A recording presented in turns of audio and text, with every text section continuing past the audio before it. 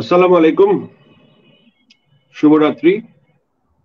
সবাইকে সুস্বাগত জানাচ্ছি channel I TV, Facebook live, channel I এর সকল ডিজিটাল প্ল্যাটফর্ম এবং শাহরিয়ার নাজিম জয় শো ইউটিউব চ্যানেল থেকে শুরু করে চ্যানেল আই এর যাবতীয় ইউটিউব চ্যানেলে অত্যন্ত জনপ্রিয় একটি শো জীবনের গল্পে। আমি শোতে সবাইকে পরিচিত করবার আগে আমি আমার গেস্টদেরকে আগে লিঙ্কটা পাঠাতে চাই শোর, যেন এই লিঙ্কটা তারা শেয়ার করতে পারে।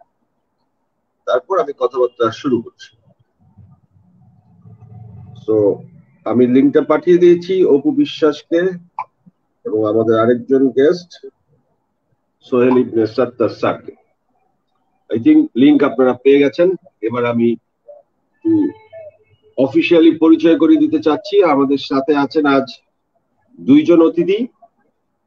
অপু বিশ্বাস চলচ্চিত্র নায়িকা, বাংলাদেশের অত্যন্ত পরিচিত এবং আমার অত্যন্ত প্রিয়, কারণ আমার অনেকগুলো কাজের সাথে অপু বিশ্বাসের বিশেষ বিশেষ সম্পর্ক আছে। আমার অত্যন্ত জনপ্রিয় শো 300 সেকেন্ড প্রথম শুরু হয়েছিল অপু বিশ্বাসকে দিয়ে। নাম্বার 1 এপিসোডের গেস্ট ছিল অপু বিশ্বাস। আমার সেন্স অফ হিউমার অনুষ্ঠানটি প্রথম জনপ্রিয় হয়েছিল অপু বিশ্বাসের কারণে। এবং আজকে জীবনের গল্পের একটি বিশেষ দিন, কারণ আজ জীবনের গল্প শুধু জীবনের গল্প না, আজ থেকে জীবনের গল্প সেফ কিপার জীবনের গল্প।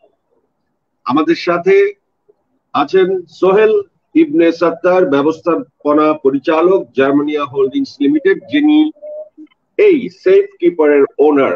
একটি নতুন কনসেপ্ট, একটি নতুন সামগ্রী আমাদের সবার জন্য উনি উদ্ভাবন করেছেন। আমাদের দেশে এর বিপণন শুরু হচ্ছে খুব শীঘ্রই, এবং জিনিসটা সম্পর্কে আমি একটু খুব সংক্ষেপে বলে দিতে চাই। অপুর অত্যন্ত কাজে লাগবে এবং আমাদের সবার কাজে লাগবে। এই করোনাকালীন সময়ে আমরা সবাই অত্যন্ত সচেতন ভাবে নিজেদেরকে হাইজেনিক রাখার চেষ্টা করছি, যে কারণে আমরা সবসময় হাত ধুই, মুখ ধুই এবং হেক্সিজল ইউজ করি, যাতে আমরা জীবাণুটাকে সরিয়ে ফেলতে পারি, ডিসইনফেক্টেড করতে পারি। তো সেফ কিপার একটি টাওয়েল, বা আমরা যদি বলি ওয়েট টিস্যু। আমি এই সেফ কিপারটা আমি একটু খুলে দেখাই। অপু, তোমার এটা খুলে দেখালে তুমি বুঝবে যে এটার কার্যকারিতাটা কি। এটি হচ্ছে জাস্ট লাইক এ টিস্যু। তুমি যদি যে কোনো জায়গায় যাবার আগে, কাজ করার আগে সবসময় হেক্সিজল ইউজ করা তো সম্ভব হয় না। তুমি যে কোনো ভাবে তোমার হাত এবং মুখ, তোমার ব্যবহার্য সামগ্রী, ঘড়ি থেকে শুরু করে মোবাইল, এভাবে করে যদি তুমি হাতটাকে পরিষ্কার করে ফেলো, তোমার হাত ডিসইনফেক্টেড হয়ে যাবে। একদম ডিসইনফেক্টেড করে দেয় হাতকে। এবং তোমার ব্যবহার্য সামগ্রী, সাপোজ ধরো আমি মাইকে কথা বলছি, আমি মাইকের সামনে এখানে মুছে দিলাম, এটা ডিসইনফেক্টেড হয়ে গেল। এখান থেকে আর কোনো জীবাণু আমার কাছে আসবে না। এই সেফ কিপারের 3 রকম প্যাকেট আছে, যেটি বাজারে খুব তাড়াতাড়ি আসছে। এবং তোমরা যারা মেকআপ করো, মেকআপ তোলার ক্ষেত্রেও সেটি কাজ করে এবং অত্যন্ত সময় উপযোগী একটি দ্রব্য, যা এই সময় করোনাকালীন সময় আমাদের সামনের পৃথিবীতে এই সবসময় হেক্সিজল ব্যবহার করা অনেক সময় বাচ্চাদের জন্য সেটা সেফ হয় না, অনেকে আবার খেয়েও ফেলে শুনেছি। যে কারণে এই টাওয়েলটা বা এই ওয়েট টিস্যুটা, যেটা সেফ কিপার নাম, সেটি আমাদের জন্য একটি বিশেষ বিশেষ ডিসইনফেক্টিভ ওয়েট টাওয়েলস হিসেবে এসেছে এবং আমরা এটি এখন থেকে বাজারে পাবো এবং আমরা ব্যবহার করবো। আর অপু বিশ্বাস, তোমার বাসায় এই সামগ্রীটি খুব দ্রুত পৌঁছে যাবে। আমাদের এই কোম্পানির মালিক সোহেল ইবনে সাত্তার স্যার আমাদের সাথে আছেন। তার অফিস থেকে তোমার বাসার ঠিকানা কালেক্ট করে এই দ্রব্যটি তোমার বাসায় খুব তাড়াতাড়ি পৌঁছে যাবে এবং তুমি তোমার প্রিয়জনদেরকে এই দ্রব্যটি সম্পর্কে বলতে পারবে, যাতে তারা উপকৃত হয়। অসংখ্য ধন্যবাদ এই শোতে আসবার জন্য দুইজনকে। তো আমি প্রথমেই অপু বিশ্বাসের কাছে আসতে চাই। অপু বিশ্বাস, সম্প্রতি তুমি আমার পরিচালনায় একটি ছবি করছো, যার নাম প্রিয় কমলা, যেটি 16ই ডিসেম্বর রিলিজ পেতে যাচ্ছে। তুমি এবং বাপ্পি চৌধুরী জুটি অভিনীত দ্বিতীয় ছবি কিন্তু মুক্তি পেতে যাবে, যদি সব ঠিক থাকে ইনশাল্লাহ, তাহলে প্রথম ছবি প্রিয় কমলা। প্রিয় কমলা একটি মুক্তিযুদ্ধের ছবি, তুমি সেই ছবিতে কমলা চরিত্রে অভিনয় করেছো এবং বাপ্পি প্রিয় চরিত্রে অভিনয় করেছে। এই ছবিতে অভিনয় করার অভিজ্ঞতা এবং ছবি নিয়ে কি বলতে চাও আসলে? প্রথমেই ধন্যবাদ জানাবো চ্যানেলের আমার প্রিয়, আমার না, আমার মনে হয় সবারই প্রিয় বড় ভাই সাগর ভাই এবং আমাদের ইবনে হাসান খান, অর্থাৎ আমরা হাসান ভাই বলে ডাকি। তাদের দুজনকে আমার আমার পক্ষ থেকে অনেক অনেক অনেক ধন্যবাদ। সবসময় বড় ভাইয়ের মাঝে ছিলেন, আছেন এবং আমি আশা করব ভবিষ্যতেও থাকবেন। তারপরে ধন্যবাদ জানাবো আমার প্রিয় নায়ক এবং সবচেয়ে এখনকার সময় উপযোগী একজন সঞ্চালক, ট্যালেন্টেড, সবাই তার প্রতি রাগ করে বাট আমি তাকে অনেক বেশি সাপোর্ট করি, এবং আমার রিসেন্টলি ডিরেক্টর, সেটা হচ্ছে কি শাহরিয়ার নাজিম জয়, আপনাকে।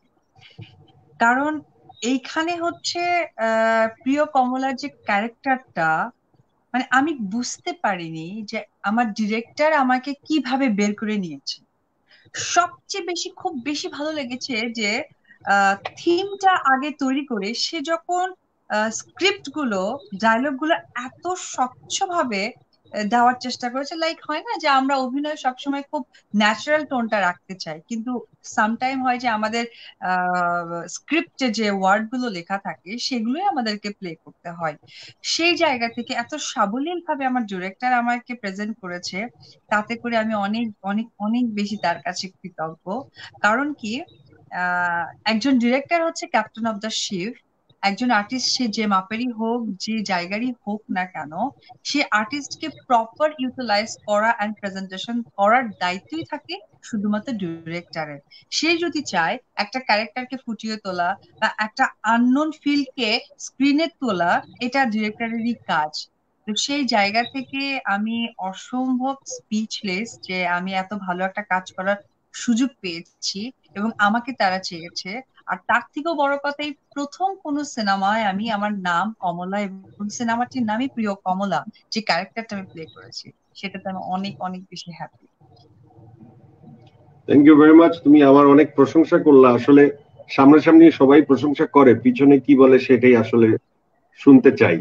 এখন বড় আমি ভাই, কান তুমি পেতে কিন্তু থাকবো জানো আমি সব তুমি সময় তোমাকে পেছনে কি সাপোর্ট বলো। করি। ইনফ্যাক্ট তোমার প্রোগ্রাম গুলোতে যে কোনো মানুষ আসতে চাইলে কিছুটা চিন্তা করে, আর আমি অনেক বেশি চ্যালেঞ্জ নিই যে আজকে জয় ভাই প্রোগ্রামে অ্যাটলিস্ট আমার ফ্যান ফলোয়াররা ডিফারেন্ট কিছু প্রেজেন্টেশন পাবে, নট অ্যাজ ইউজুয়াল।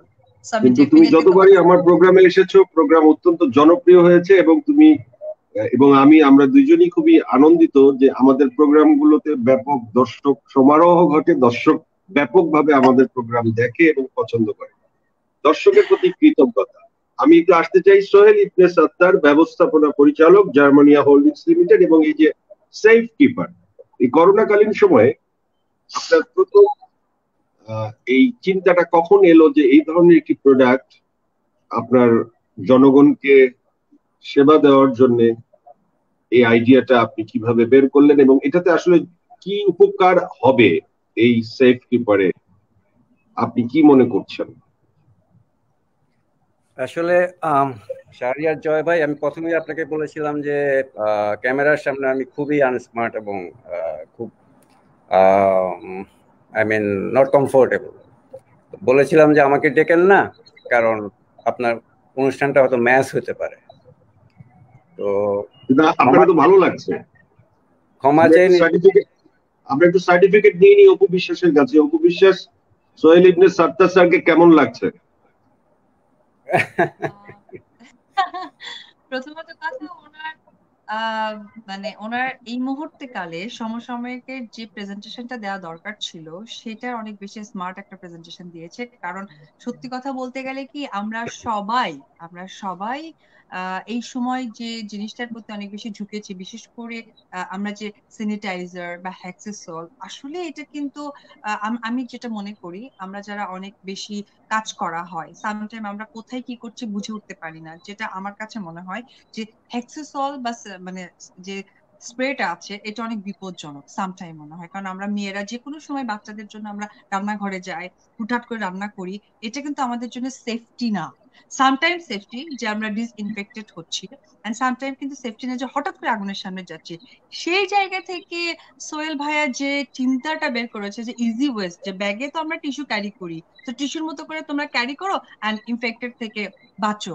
এইটার জন্য ওনাকে অসম্ভব ধন্যবাদ। আর ডেফিনেটলি উনি একজন স্মার্ট মানুষ, তাকে দেখতেই অনেক ভালো লাগছে। যার স্মার্ট কনসেপ্ট সে তো ডেফিনেটলি স্মার্ট। আপনার সার্টিফিকেট তো পেয়ে গেলেন স্যার, সো এখন আপনি কনফিডেন্টের সাথে আপনি আপনার বক্তব্য দিতে পারেন।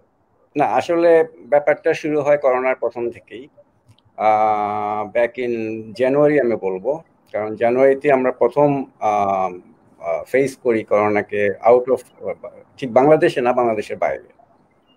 তো আমি তখন ফিরছিলাম বাইরে থেকে, তখন এয়ারপোর্টেই দেখতেছিলাম যে অলরেডি উহানে তখন ভালোই ইনফেকশন শুরু হয়ে গেছে। তো আমাদের দেশে আমরা আসলে করোনা ফিল করি মার্চে, যদি আমি ভুল না করি আর কি, মার্চের প্রথম দিকে। তো ওই সময় আসলেই খুবই ভয়ে ছিলাম এবং ভাবতাম যে এটা ধরা যাবে না, ওইটা ধরলে কি করতে হবে, হেক্সিজল এটা কতটুকু আমাদেরকে সুরক্ষা দিবে, এটা নিয়ে আমরা ভাবছিলাম, আমার কলিগস যারা আছে আমরা সবাই ভাবছিলাম যে কি করা যায়। তখন অনেক প্রোডাক্টই বাজারে ছিল, মার্কেটে আমরা যেতাম, অন্ধের মতো কিনতাম, হুমড়ি খেয়ে পড়তাম, ফার্মেসিতে পাওয়া যেত না। তখনই ভাবনাটা আসে যে আমরা কিভাবে একটা সেফ প্রোডাক্ট আমরা লঞ্চ করতে পারি। তো কিছু পড়াশোনা করতে হয়েছে, অনেকের সাথে যোগাযোগ করতে হয়েছে, তারপর অনেক লিমিটেশনস ছিল, লাইক লকডাউন, তারপর দেশের বাইরে বা দেশের ভিতরেও মুভমেন্ট অত ইজি ছিল না। তো এর মধ্যেই আমরা ম্যানুফ্যাকচারের সাথে যোগাযোগ করি, আমরা ডিসকাস করি, আমরা রিসার্চ করি যে কোন প্রোডাক্টটা আসলে ইফেক্টিভ হবে, at the same time affordable হবে। তো শেষ পর্যন্ত আমরা সবাই একটা ফরম্যাটে আসতে পারলাম। ফরম্যাটে এসে আমরা সেফ কিপারকে লঞ্চ করতে পেরেছি, এবং এজন্য আমার কলিগস এবং ম্যানুফ্যাকচারার যারা, তাদের অনেক অবদান আছে। অনেকটা দেরিতে হলেও আমরা অলরেডি মার্কেটে যাচ্ছি খুবই সহসা, অলরেডি প্রোডাক্ট আমাদের হাতে আছে। তো বাই দিস টাইম শাহরিয়ার জয়, ওনার সাথেও যোগাযোগ হলো। আমরা আশা করব যে খুব তাড়াতাড়ি প্রোডাক্টটা সবাই কাছে অ্যাফোর্ডেবল হবে এবং অ্যাভেলেবল হবে। যে আপনাদের এই প্রোডাক্টটি যদি কেউ একটি ওয়েট টাওয়েল ব্যবহার করতে চায় একটি, তাহলে সেটির দাম কত পড়বে? আবার কেউ যদি এরকম একটি বড় প্যাকেট কিনতে চায় তার দাম কত পড়বে? এবং 3 ধরনের ভাবে আপনারা বিক্রি করবেন যতটুকু আমি জানি। আসলে এই ব্যবস্থাটা সম্পর্কে যদি একটু বলেন তাহলে মানুষ উপকৃত হবে। আপনি যেটা প্রথম বলেছেন যে একটি প্যাক যেটা আছে সেটা আমাদের এমআরপি, সর্বোচ্চ খুচরা মূল্য যেটা, সেটা হচ্ছে 6 টাকা। আর আমাদের আরেকটা প্যাক আছে হচ্ছে 10টা প্যাক, এটার দাম 50 টাকা। আর যেটা আপনার আরেকটা প্যাক আছে হচ্ছে এটাতে 80 ওয়েট টাওয়েলস থাকে, আমি ওয়েট টাওয়েল বলবো না, ডিসইনফেক্টিং টাওয়েলস থাকে, ওটা হচ্ছে 320 টাকা। তো এতে করে দেখা যাচ্ছে যে পার ওয়েট টাওয়েলে আমাদের পড়ছে মাত্র 4 টাকা। তো এটা আমি জি, আমার মনে হয় যে এটি আমাদের সবারই সাধ্যের মধ্যে, এবং আমরা যেহেতু এটি করোনাকালীন সময়ে সবাইকে জীবাণুমুক্ত থাকাটা খুব জরুরি, আমরা মনে করি এটি সবার জন্য খুব উপকারী একটি বিষয় হয়ে দাঁড়াবে। কি বলো অপু? হ্যাঁ, অফ কোর্স। কারণ এই সময় আমাদের এই জিনিসগুলো খুব বিশেষভাবে প্রয়োজন। কিন্তু আমি মাঝখানে একটু ইন্টারাপ্ট করি, যদিও আমি এই সম্বন্ধে আমার আইডিয়া নেই। সেটা হচ্ছে যে সিঙ্গেল পিসেস যে 6 টাকা করে ধরা হচ্ছে, এটা কতটুকু এফোর্ডেবল সমস্ত মানুষের জন্য, এটা আমার কাছে মনে হচ্ছে। কতটুকু এফোর্ডেবল? Good question. ব্যাপারটা আসলে এই যে সিঙ্গেল প্যাকটা হচ্ছে যে for on the go, like আপনার মতো লোকদের জন্য, যাদের হঠাৎ করেই লাগে। তো এটা আসলে not for general use. General ইউজের জন্য যে 2টা প্যাক আছে, ওটা আমার মনে হয় যথেষ্ট এফোর্ডেবল। এটা একটু হায়ার সাইডে থাকলেও এটা হচ্ছে কি, এটা প্যাকেজিং, আপনারা জানেন যে প্যাকেজিংটা একটা বড় কস্ট সবসময় যে কোনো প্রোডাক্টের জন্য। তো যেহেতু ইন্ডিভিজুয়াল প্যাক, এই জন্যই এটার কস্ট একটু বেশি, বাট এটা যারা ইউজ করবে তাদের জন্য আমি বলবো যে এটা খুবই সাশ্রয়ী। যাত্রাপথে বিভিন্ন জায়গায় যখন আমরা বিভিন্ন বাহনে যাই, বিশেষ করে বিমানে যাই, তখন এই করোনাকালীন সময়ে বিমানে ইউজের জন্য এটা কতটুকু কার্যকরী, বা বিমানে কি এই ধরনের ডিসইনফেক্টেড টাওয়েল দেওয়া হওয়া উচিত কিনা, আপনি কি মনে করেন সোহেল ইবনে সত্তার? আমার জানা মতে বিমানে ডিসইনফেক্টেন্ট টাওয়েল যেটা ইউজ করছে, সেটার আমি আসলে ওই বিতর্কে যাব না যে কতটুকু ডিসইনফেক্ট করবে বা করতে পারবে, ওই বিতর্কে আমি যাচ্ছি না। তবে বিমানে এটা ইউজ হয় এবং সিঙ্গেল প্যাকও ইউজ হয়। আবার দেখা যাচ্ছে যে ঠিক এন্ট্রি পয়েন্টে একটা বাল্ক প্যাক নিয়ে রাখে, যেখানে সবাই একটা করে টেনে নিচ্ছে, এরকমও এইভাবেও অনেক সময় ইউজ হয়। ওকে, আমরা এই প্রোডাক্টের সম্পর্কে জানলাম আপনার কাছ থেকে। আপনার অসাধারণ আইডিয়ার জন্য আপনাকে শুভকামনা, এবং জনগণের সাথে একটি প্রোডাক্ট নিয়ে আপনি সম্পৃক্ত হতে যাচ্ছেন, এবং এই চলচ্চিত্রে প্রিয় কমলাতেও আপনি আছেন কো স্পন্সর হিসেবে। আপনার প্রোডাক্ট রিপ্রেজেন্ট করছে স্বাধীনতার একটি ছবিতে। তো আপনাকে সবকিছু মিলিয়ে আমাদের চ্যানেল আইয়ের পরিবার থেকে কংগ্রেচুলেশনস জানানো। এবার আমরা আমাদেরকে সুযোগ দেওয়ার জন্য। যে মুক্তিযুদ্ধ আপনি জানেন আমাদের অহংকার এবং আমাদের একটা খুবই সেন্সিটিভ একটা বিষয়, এবং এই জাতির জন্য একটা গর্ব। তো ওখানে আমি সম্পৃক্ত থাকতে পেরে আসলেই আপনার প্রতি কৃতজ্ঞ এবং চ্যানেলের প্রতি কৃতজ্ঞ। আপনাকে অনেক ধন্যবাদ। আমি একটি কমেন্টস অপু বিশ্বাসের কাছে আসতেই হয়, কারণ অনেকক্ষণ অনেক ফর্মাল আলাপ করেছি। আমার ছবির নায়িকা অপু বিশ্বাস, নায়ক বাপ্পি চৌধুরী। একজন কমেন্টস দিয়েছেন মাসুদুর রহমান, তুমি নিজেও পড়তে পারো। সেখানে তিনি লিখেছেন, অপু তোমাকে শাকিব খান ডিভোর্স দিয়েছে কারণ হিসেবে উল্লেখ করেছে বাপ্পির সাথে তোমার অনৈতিক সম্পর্ক, গভীর রাত্রে বাপ্পির বাসায় আসা যাওয়া, ব্যাপারটা কি সঠিক? মাসুদুর রহমান। অবশ্যই সঠিক, অবশ্যই সঠিক। কারণ প্রিয় কমলাতে যাই ভালো কিছু রান্না করতাম, সবই বাপ্পিকে খাওয়াতাম।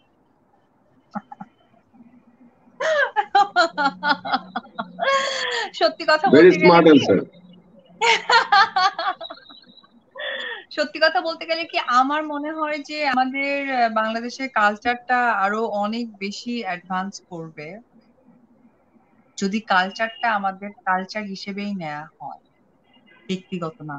কারণ আমরা সব সময় ভালো কোনো কাজ করতে গেলে আমরা উদাহরণস্বরূপ হিসেবে টলিউড, বলিউড এন্ড হলিউডকে ডাকি, বাট আমরা কাজের ক্ষেত্রে ডাকি, বাট কালচারটা কেন নয়? কারণ আমরা অনেকেই অনেক কিছু জানি, দেখিও। ওরা এত বেশি প্রফেশনাল, এত বেশি সিঙ্ক্রোনাইজ, এত বেশি ন্যাচারাল, যার কারণে ওরা যেটা করতে চায় সেটা প্রপারলি মানুষের সামনে প্রেজেন্স করতে পারে। বাট আমরা সামটাইম এত বেশি ইমোশনাল হয়ে যায়, ইমোশনটা ব্যক্তিগত, নট প্রফেশনাল।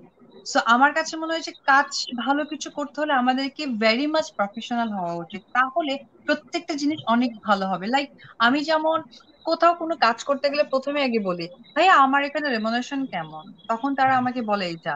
সামটাইম অনেকে বলে, ভাইয়া এটা আপনি না বললেও আমি আপনাকে দিতাম, আপনি তো কাছের মানুষ। নো, বিকজ আমি আর্টিস্ট, আমাকে আপনি একটা কাজের কথা বলছেন, কিসের জন্য? আমি অপু বিশ্বাস, বা আমাকে যে আপনি কাজটা করাতে চান। আমার তো মেজ বোন আছে, বড় বোন আছে, ছোট ভাই ব্রাদার আছে, তাদেরকে কেন ডাকছেন না? বিকজ আই এম প্রফেশনাল, এটা আমার প্রফেশন, তাই আমি আপনার কাছে বলছি। তো সামটাইম আমার কাছে মনে হয় যে আমাদের প্রত্যেকটা আর্টিস্টেরই তাদের নিজ নিজ জায়গা থেকে ভেরি মাচ প্রফেশনাল হওয়া উচিত, তাহলেই আমরা যে যার জায়গা থেকে অনেক বেশি ভালো করব।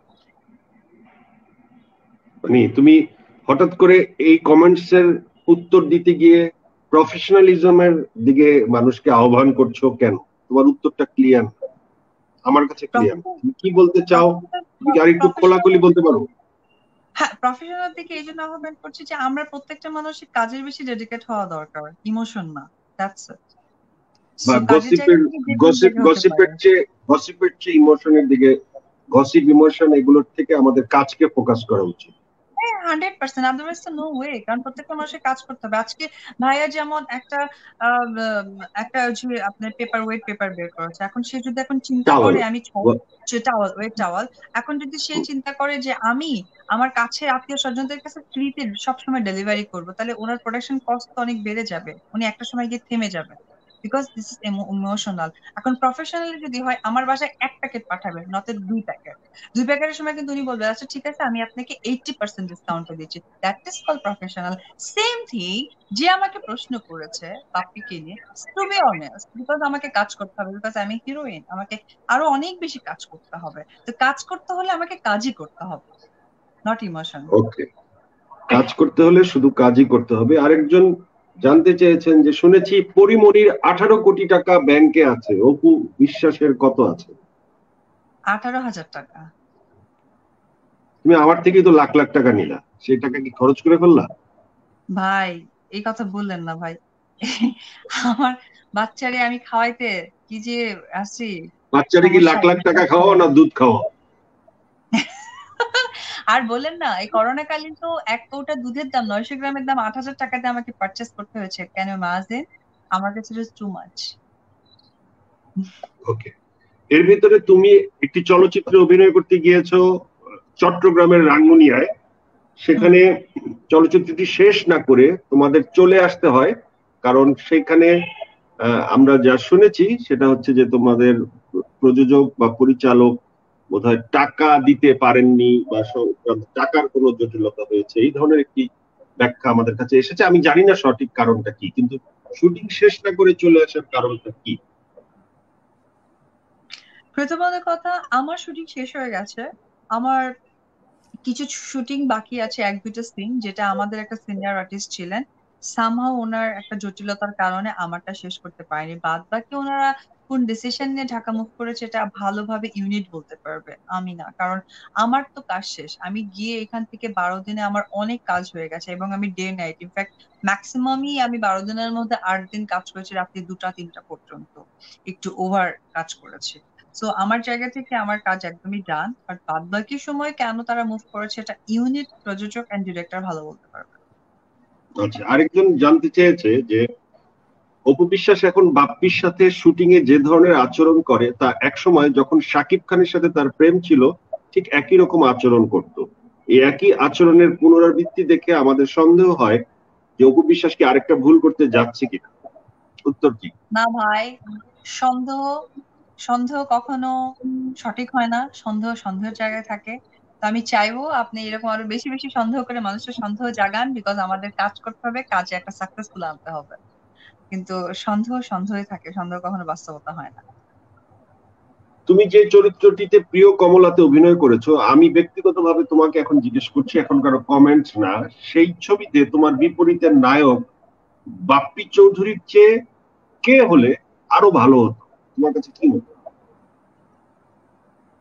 অনেস্ট অ্যান্সার আহ, দিতে।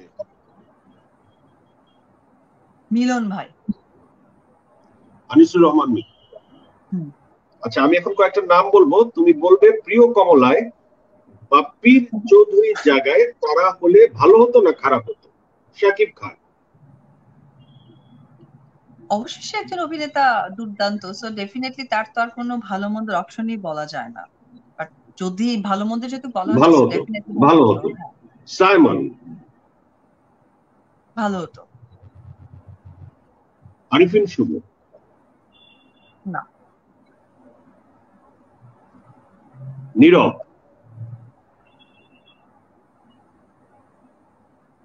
50-50 করলে অনেক ভালো ইমন। করতো। 50-50 50-50টা আমি বুঝি নাই।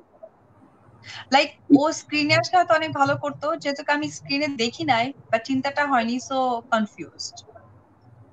সিয়াম না।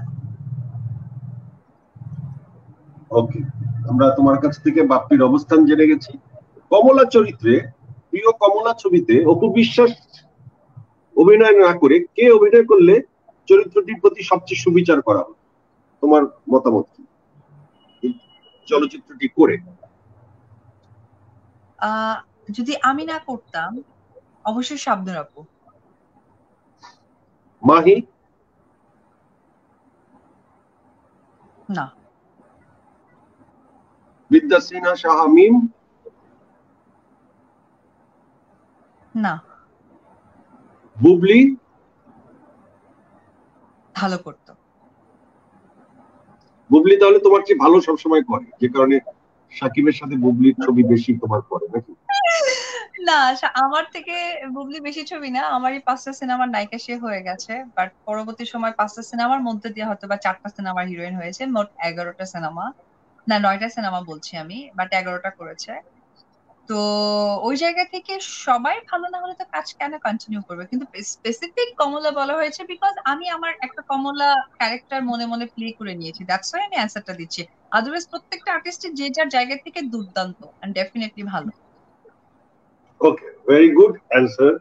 কিন্তু তুমি কিন্তু তোমার থেকে শুধুমাত্র শাবনূরকে একটু এগিয়ে রাখতে চাইলে, আর বুবলির ক্ষেত্রে একটু স্বজনপ্রীতি করলে, বাকি সব আর্টিস্ট তোমার সমসাময়িক বা তোমার জুনিয়রদেরকে তুমি পিছিয়ে রাখলে কমলা চরিত্রের জন্য। আচ্ছা, যাই হোক, আমি তোমার মনোভাবটা জানতে পারলাম। এখন একটু আমি সোহেল ইবনে সত্তার স্যারের কাছে আসি। স্যার, জি, নায়িকার সাথে আমার কথোপকথন শুনে আপনার কেমন লাগছে? এখানে আমার একটা কোশ্চেন আছে। জি, অপু বিশ্বাস, আপনি প্রিয় কমলা ছবিটা কেন করলেন? Very good question.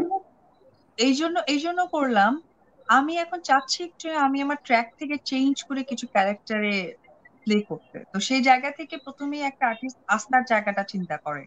তো ডেফিনেটলি ইমপ্রেস টেলিফিল্ম এন্ড চ্যানেলে একটা বড় আস্থার জায়গা, সেই জন্য করা।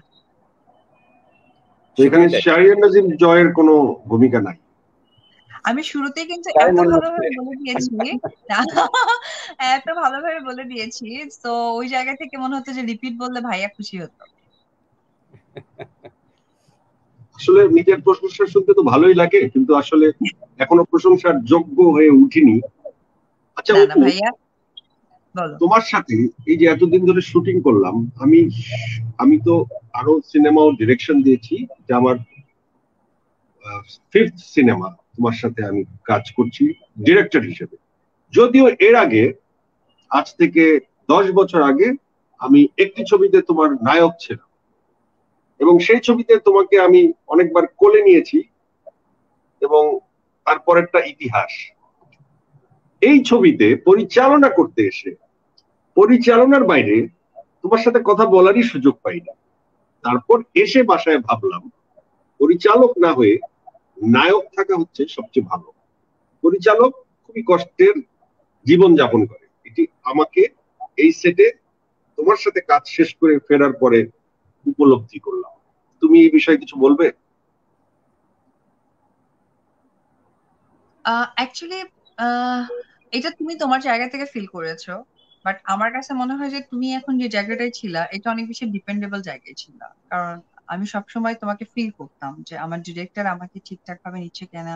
ইনফ্যাক্ট আমি তোমাকে একটু দেখতে যে আমি আমি যখন দেখতাম তুমি সকালে লিখছো পুকুরের পাড়ে বসে, আমি দূর থেকে বলতাম হাই। একজন হিরো হলে হয়তো বা এতটা বেশি তোমার সাথে কানেক্টিভিটি থাকতো না, বিকজ আমাকে একজন ডিরেক্টর প্লে করছে, তাকে একজন ডিরেক্টর প্লে করছে।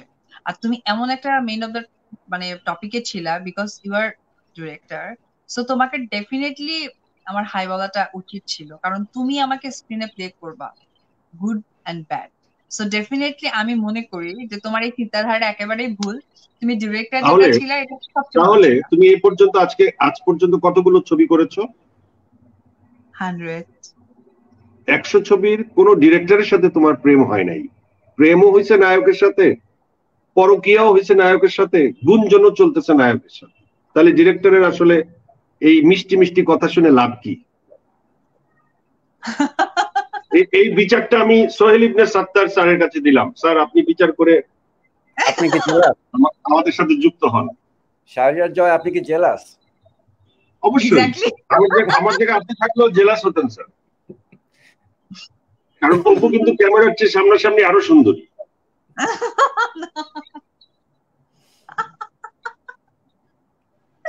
স্যার কিছু বলেন। শাহরিয়ার জয়, আমি আপনার কাছ থেকে প্রিয় কমলা সম্বন্ধে আরেকটু জানতে চাই। প্রিয় কমলা একটি মুক্তিযুদ্ধের ছবি, স্বাধীনতার ছবি, যুদ্ধের ছবি। প্রিয় কমলা আমরা বলবো না যে অনেক কঠিন, অনেক জটিল কোনো বিষয় নিয়ে আমরা কাজ করেছি। আমরা দেখাতে চেয়েছি যে 1970 সালে বাংলাদেশের একটি অজপাড়া গায়ে, যেখানে বলা যায় যে বাংলাদেশের প্রত্যন্ত অঞ্চল বলতে আমরা যা বুঝি, সেই ধরনের একটি অঞ্চলে বঙ্গবন্ধুর 7ই মার্চের ভাষণের পর সেই গ্রামটি কিভাবে বদলে গিয়েছিল এবং সেই গ্রামে দুইটি পক্ষ কিভাবে তৈরি হয়েছিল এবং সেই গ্রামের একটি যুবক যুবতীর প্রেমের গল্প কিভাবে ভয়ঙ্কর গল্পে পরিণত হলো, সেই গল্পে একটি শিশু শিল্পী কিভাবে এতটুক বয়সে বঙ্গবন্ধুর ডাকে সাড়া দিয়ে সমগ্র গ্রামবাসীকে যুদ্ধে যাবার জন্য উজ্জীবিত করলো, সমগ্র কিছু মিলে 2020-এর এই সময়ে সেখানকার একটি ক্যারেক্টারকে নিয়ে ফ্ল্যাশব্যাকে ছবির গল্পটি আমরা বলেছি এবং আমরা গল্পটি সেখান থেকে দেখা শুরু করেছি। আমার মনে হয় এই গল্পটি সাধারণের মধ্যে সামথিং স্পেশাল। আমি বলবো না সাধারণের মধ্যে অসাধারণ, আমি বলবো যে সাধারণের মধ্যে সামথিং স্পেশাল। এবং আমার কাছে মনে হয়েছে আমি শাহরিয়ার নাজিম জয় আমার এই সময়ে, এই বয়সে, এই জ্ঞানে মুক্তিযুদ্ধ সম্পর্কে, স্বাধীনতা সম্পর্কে আমার যে ধারণা, সেই ধারণার বহিঃপ্রকাশ আমি প্রিয় কমলায় ঘটাতে পেরেছি। ধন্যবাদ। আরেকটা প্রশ্ন, যে মুক্তিযুদ্ধ নিয়ে তো আমাদের গত প্রায় 50 বছর অনেকগুলো ছবি হয়েছে, অনেক ছবি, অনেক নাটক, অনেক গল্প। তো এখন 2020-এ এসে আপনি আরেকটা নতুন ছবি করছেন। এই ছবির মাধ্যমে কি আপনার কোনো মেসেজ বা কোনো থিম আপনি নতুন করে দর্শককে দিতে চাচ্ছেন কিনা? জি, আমি দর্শককে মেসেজ দিতে চাইনি, আমি মেসেজ দেইওনি। আমি দর্শককে কিছু উপলব্ধি দর্শকের মাথায় ঢুকিয়ে দেবার চেষ্টা করেছি। উপলব্ধি ঢোকানো কিন্তু খুবই কঠিন একটি বিষয়। মেসেজ কিন্তু মুখস্থ বলে ফেলা যায়, দেওয়া যায়, কিন্তু কারো ভেতর দর্শন বা উপলব্ধি ফিল করানো, এই বিষয়টি কঠিন। আমি চেষ্টা করেছি যে আমার দর্শক যেন আমি যা বোঝাতে চেয়েছি সেটি ফিল করে এবং সেই দর্শনটি তার বিবেককে নাড়া দেয়। ধন্যবাদ। ব্যাপারটা কি শুধু দর্শকের জন্য না নতুন প্রজন্মের জন্য কিছু থাকবে? দর্শক তো নতুন প্রজন্ম, দর্শক তো আমাদের প্রজন্ম এবং আমাদের আগের প্রজন্ম। দর্শক বলতে আমরা আসলে সবাইকে, যেহেতু এখন করোনাকালীন সময়ে আমাদের প্ল্যাটফর্মটা ভিন্ন, আমরা ছবিটি টেলিভিশনে আমাদের ওয়ার্ল্ড প্রিমিয়ার হবে এবং আমরা এই ইন্টারনেটের সুবাদে আমাদের ইউটিউব চ্যানেলগুলোতে সবসময় দেখতে পাবো এবং প্রায় সারা বছর ধরেই চলচ্চিত্রটি টেলিভিশনে প্রচার হয়, হবে, চ্যানেল আইয়ের ক্ষেত্রে যা হয়। তো এটি আমাদের একটি দলিল হয়ে থাকবে আশা করি। যদি এখনো কাজ চলমান, যদি শেষ পর্যন্ত অপু বিশ্বাস না ফাঁসিয়ে দেয়, কারণ এখনো সে 2 লক্ষ টাকা পাবে আমার কাছে। এই জন্য আমি টাকাটা আটকে রাখছি। তুমি আমাকে না দিলেও আমি তোমাকে, চ্যানেল আইকে আমাকে যে রেসপেক্ট তারা করে সেটা আমি ধরে রাখবো, চেষ্টা করব। টাকা দিয়ে সবকিছু পাওয়া যায় না, সম্মান, ভালোবাসাটা মানুষের জীবনের সবচেয়ে বড় একটি পার্ট। অপু, এত সুন্দর করে সিরিয়াস মুখে মিথ্যা কথা বলতে পারার জন্য তোমাকে ধন্যবাদ। এই কাজটা তুমি পারো বলেই আজকে তুমি এত বড়। আচ্ছা সোহেল ভাই, আপনি তো আমার পক্ষে কথা বললেন। আমাকে পচায় যাচ্ছে। জি স্যার, আপনি আসলে আপনারা দুজনকে এত বেশি চিনেন, এখানে কোনো মন্তব্য করা বা কারো পক্ষ নেওয়া খুবই ডিফিকাল্ট। ভাইয়া জয় ভাইয়া, তুমি দেখছো আমি আর ভাইয়া প্রায় সেম কালার ড্রেস পরে আসছি, তুমি একদমই আলাদা। জি, তারপর কি তোমার বুঝতে বাকি আছে? জি জি, ভাইয়া আমার আমি সাথে আসলে কথা বলবো। আমি আসলে ভাই বোনের থেকে একটু আলাদাই থাকতে চাই, কারণ আমি তো ভাই না। সাধারণত ভাই বোন মিলিয়ে পরে বাচ্চা বয়সে বাবা মা ভাই বোনকে একরকম কাপড় পরায়, কিন্তু যে প্রেমিক বা যে অপোজিট সে কিন্তু একটু ডিফারেন্ট ক্যাটাগরিতে থাকে। আমি সেই জায়গায় আছি। এনিওয়ে, আমি এখন একটু সোহেল ইবনে সাত্তার স্যারের কাছে জানতে চাই, স্যার এই যে আপনাদের প্রোডাক্ট আমাদের সাথে এলো, বা আপনারা এখন জনগণের জন্য বিভিন্ন প্রোডাক্ট তৈরি করছেন, বিশেষ করে সেফ কিপার জনগণের কাছে আপনাদের পৌঁছে দিতে হবে। তো মার্কেটিং একটি ইম্পর্টেন্ট সাবজেক্ট। একটি ভালো প্রোডাক্ট মার্কেটিং এর কারণেই কিন্তু মানুষের কাছে পৌঁছায়। মার্কেটিং পরিকল্পনা আপনাদের কেমন থাকে, বা একজন ব্যবসায়ীর আসলে মার্কেটিং স্ট্র্যাটেজিটা কি হওয়া উচিত? পয়সা ছাড়া মার্কেটিং, না পয়সা দিয়ে মার্কেটিং, নাকি মোটামুটি মাঝামাঝি, কোনটা? কঠিন প্রশ্ন। আসলে মার্কেটিং হচ্ছে যে কোনো ব্যবসার ক্ষেত্রেই মার্কেটিং হচ্ছে সবচেয়ে প্রথম কাজ। তো এটা মার্কেটিং অনেকভাবে করা যায়, পয়সা ছাড়া করা যায়, পয়সা দিয়ে করা যায়, অনেক সময় পিঠে হাত বুলিয়ে করা যায়। তো আমাদের টিম আসলে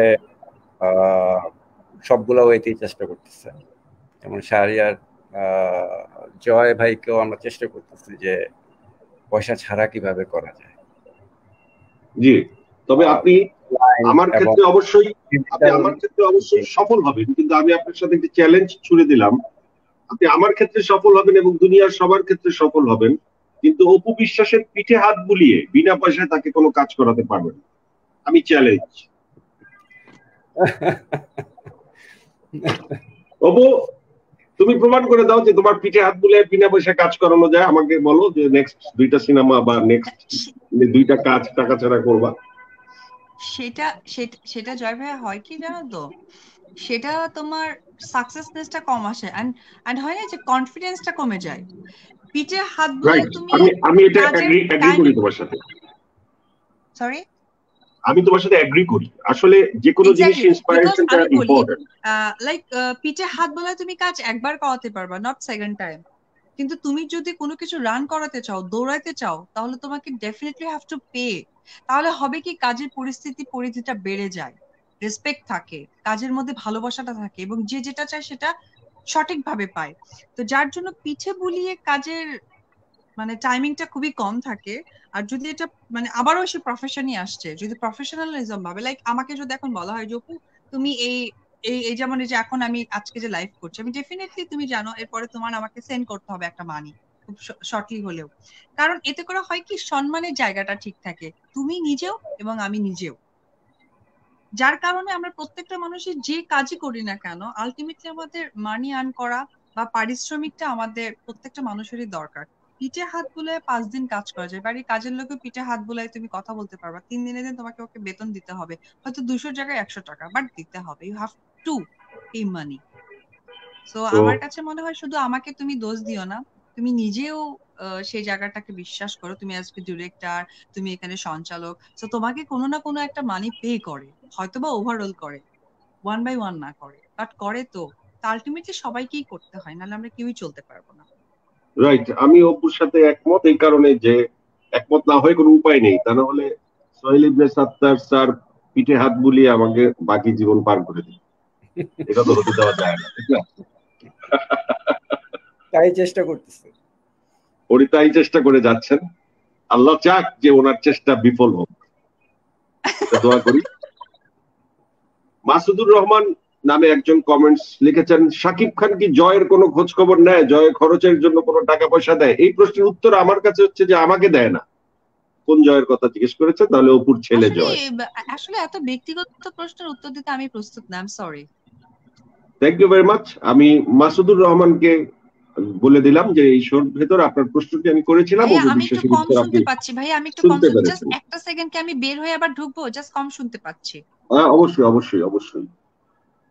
তো সোহেল ইবনে সাত্তার স্যার, আপনি আমাদের সাথে এই যে কথা বলছেন, আপনি এর আগে এই ধরনের জটিল অবস্থায় কি আগে পড়েছেন, নাকি জীবনটা খুব সুন্দর ছিল আজকের আগ পর্যন্ত? আসলেই তাই, আজকের আগ পর্যন্ত সুন্দর ছিল।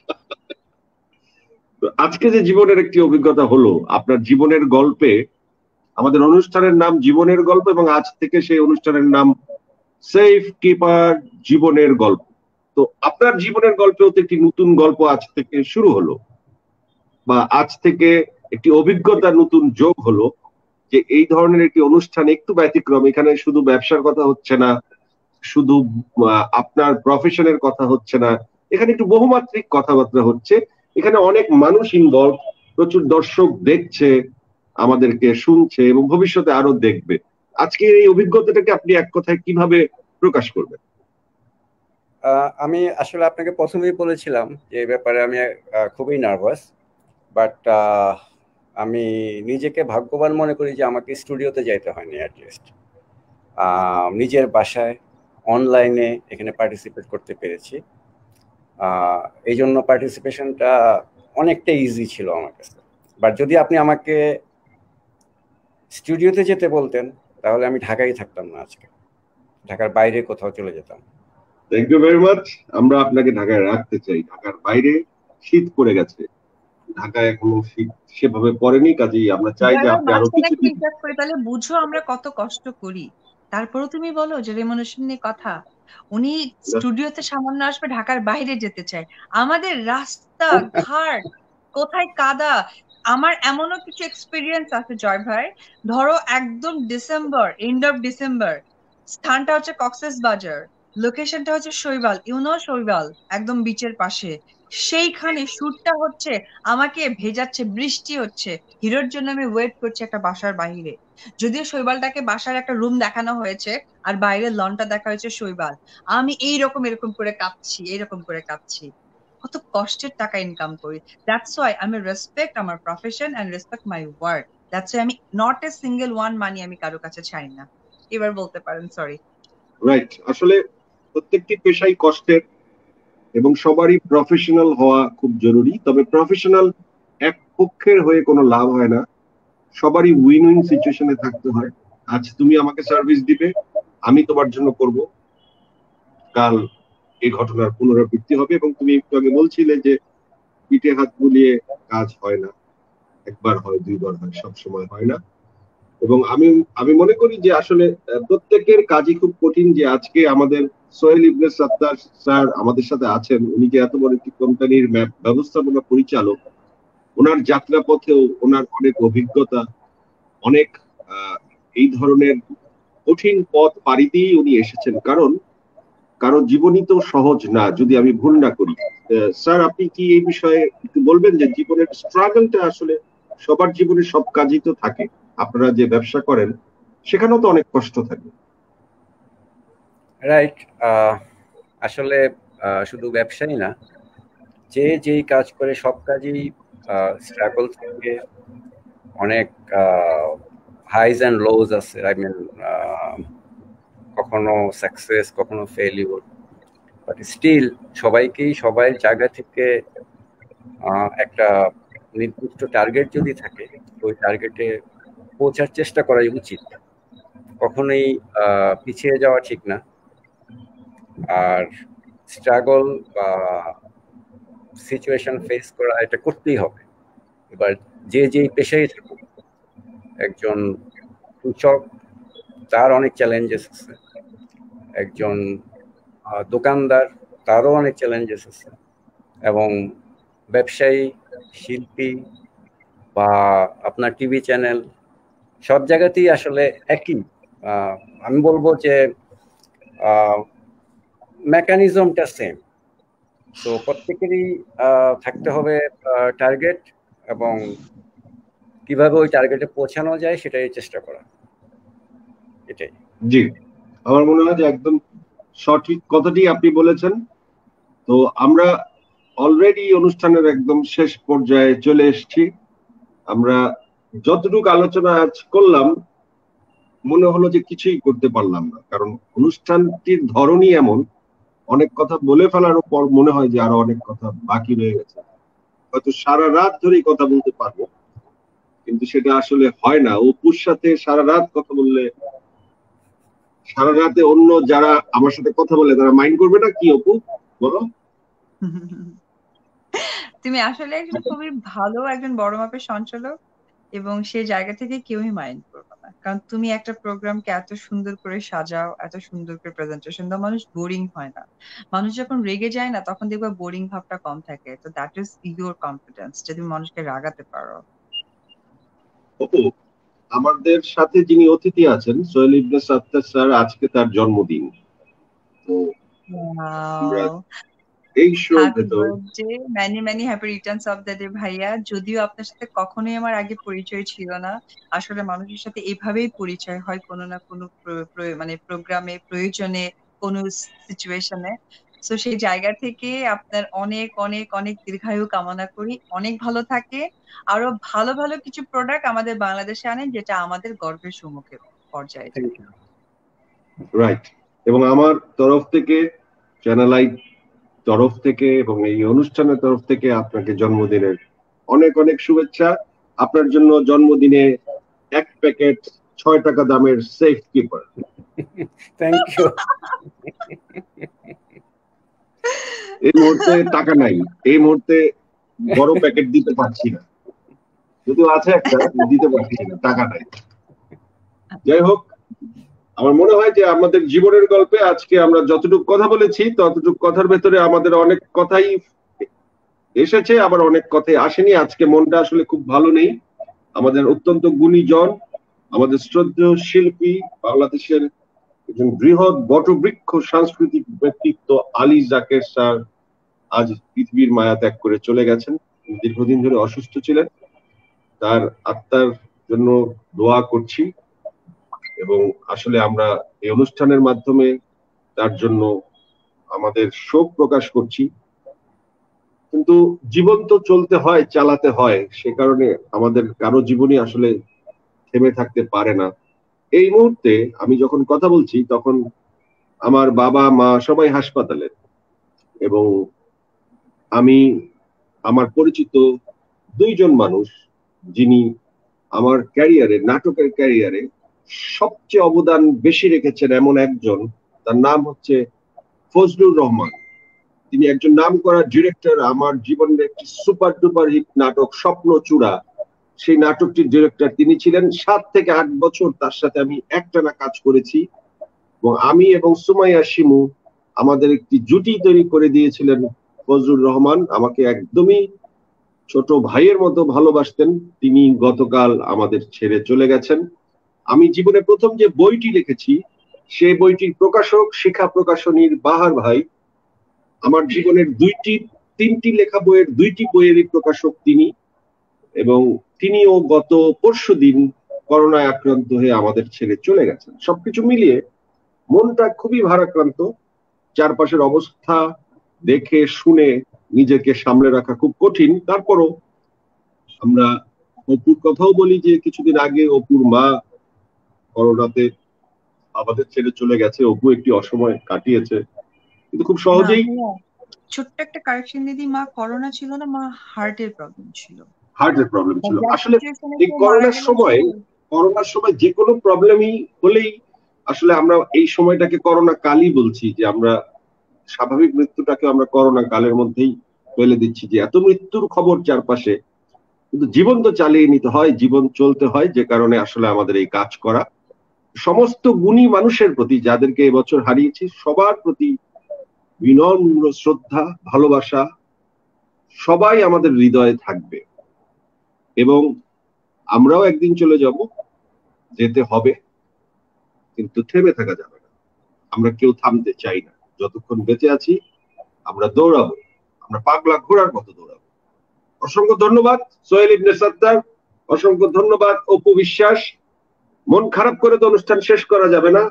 অপু, তুমি 4টে লাইন গান শোনাবা, ভাইয়ের জন্মদিন উপলক্ষে। তবে গানটা শোনাবা ভাইয়ের জন্মদিন উপলক্ষে, কিন্তু মনে মনে গানটা গাওয়ার সময় বাপ্পি চৌধুরীকে ভেবে গাইবা, তাহলে আমরা ফিলটা বুঝতে পারবো। ভাইয়া আমি আসলে সত্যি বলতে গান গাওয়ার মুডে নাই, বাট যেহেতু ভাইয়ার বার্থডে, সো আমি আর তুমি দুজন মিলে তাকে বার্থডে গানের উইশটা দিতে পারি, যেহেতু আমরা তাকে গিফট দিতে পারছি না। অ্যাটলিস্ট তুমিও ভালো গান গাও, আমরা নায়ক নায়িকা যেহেতু এইটুকু কণ্ঠ তো আমাদের আছে।